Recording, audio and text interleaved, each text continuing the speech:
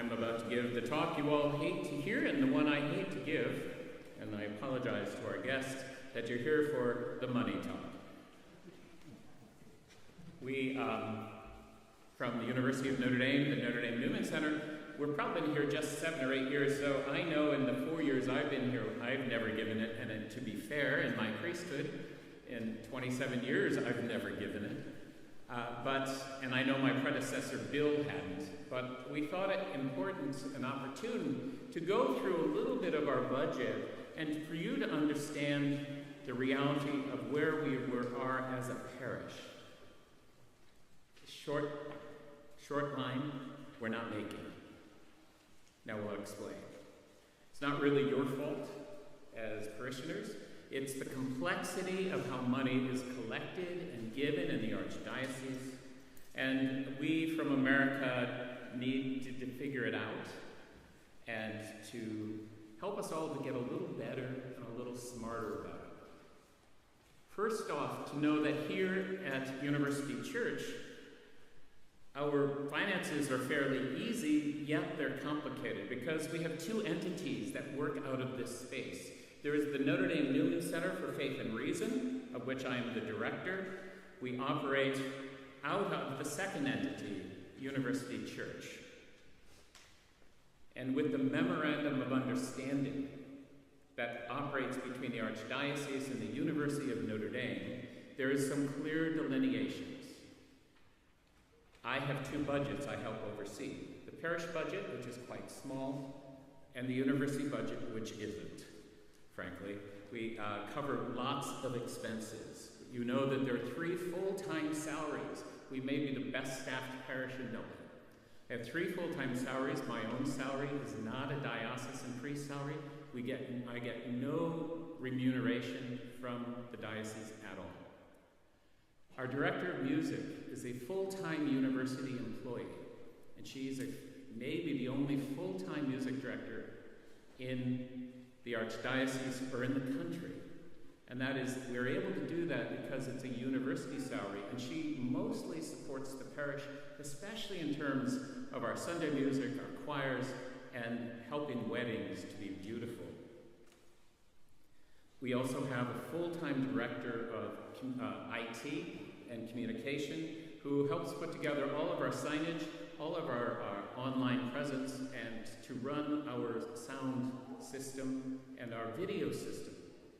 And that, again, is a university employee in Catherine Dunn, who many of you think is still a member of the House of Bridget, but she's long ago left that. We also support the House of Bridget.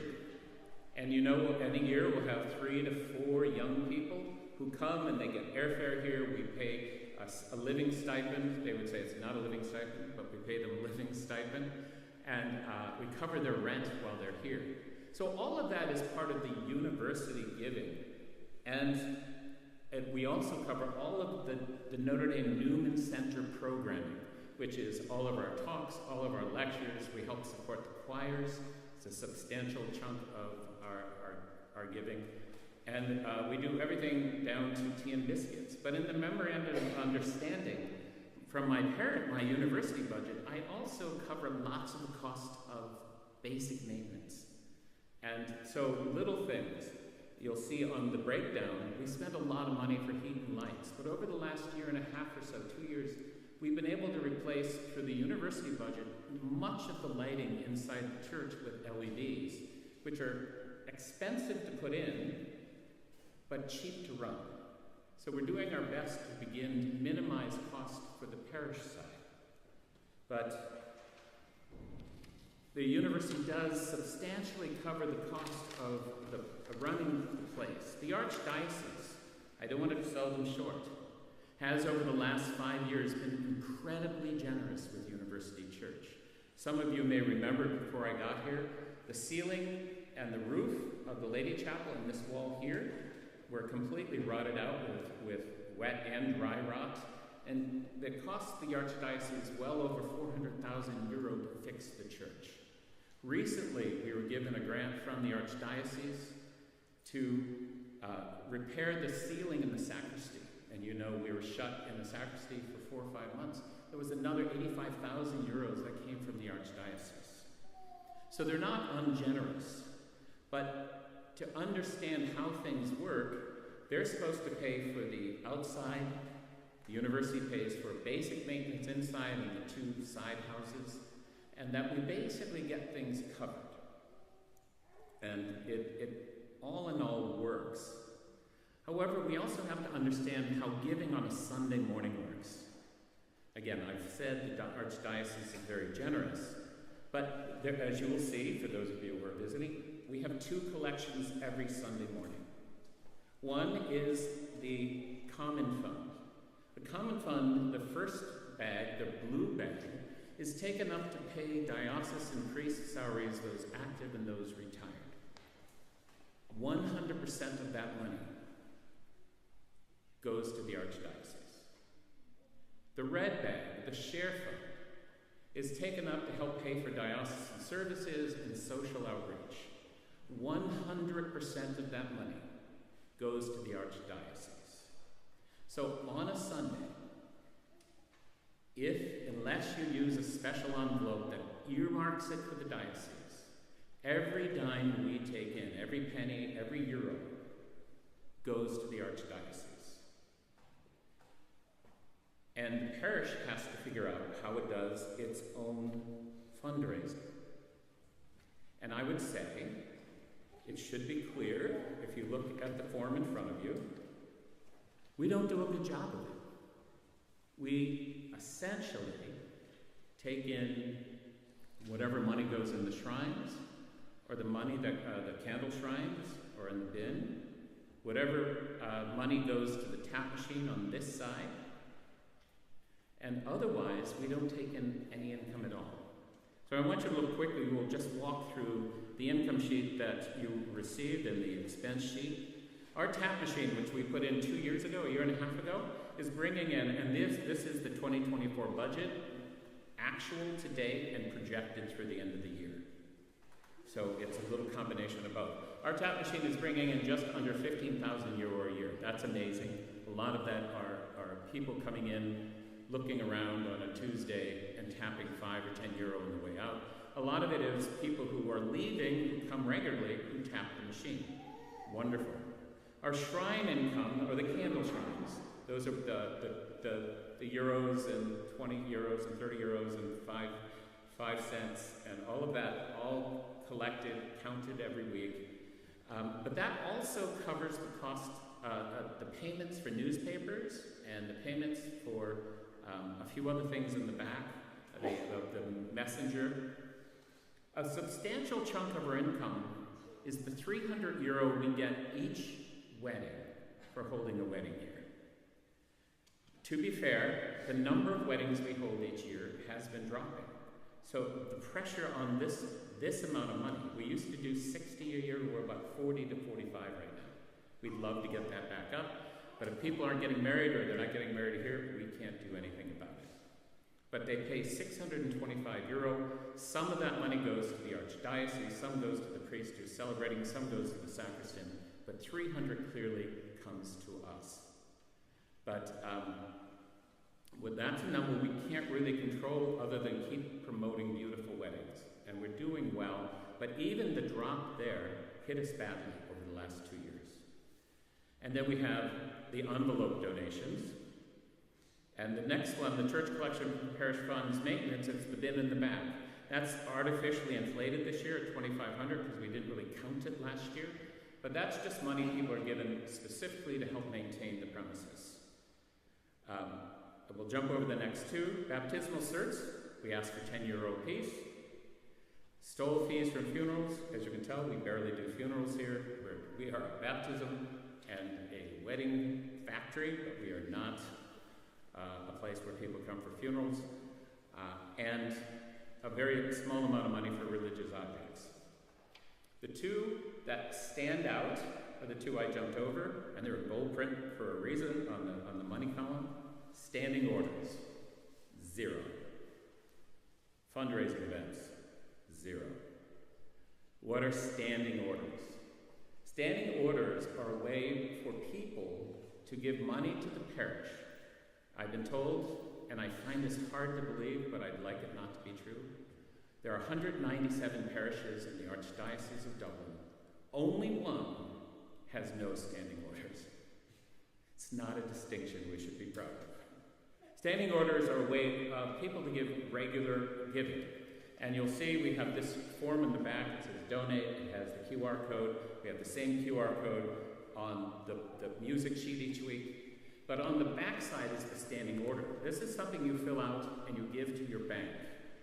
And the bank will take the amount of money you suggest or dictate, and the monthly, quarterly, annually, and they'll submit it to our bank.